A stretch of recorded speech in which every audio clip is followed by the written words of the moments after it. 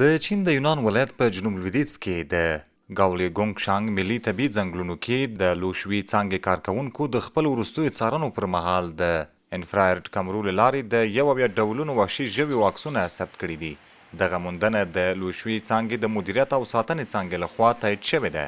په ثبت شوو ژویو کې نوژیانګ طلایي میمون، اسامي ماکاک، سره پانډا، لیډي امرست، فیزنټ او سپین فیزنټ شامل دي. د راټولو شوو څارنیزو معلوماتو له مخې د 23 ډوله وحشي حیواناتو او 38 ډوله مرغانو د فعالیت مسیرونه هم ثبت شوي دي چې دا د ګاولېګونګ غرونو د بډایه بیولوژیکي تنوع او اغیزمنې ساتنې ثبوت وړاندې کوي. د ګاولېګونګ غرونه چې د نړۍ د ژوو جیني بانک او د طبیعت نړیوال موزیم په نوم هم پیژندل کیږي، د چین د بایوډایورسټي یو مهمه سیمه ده.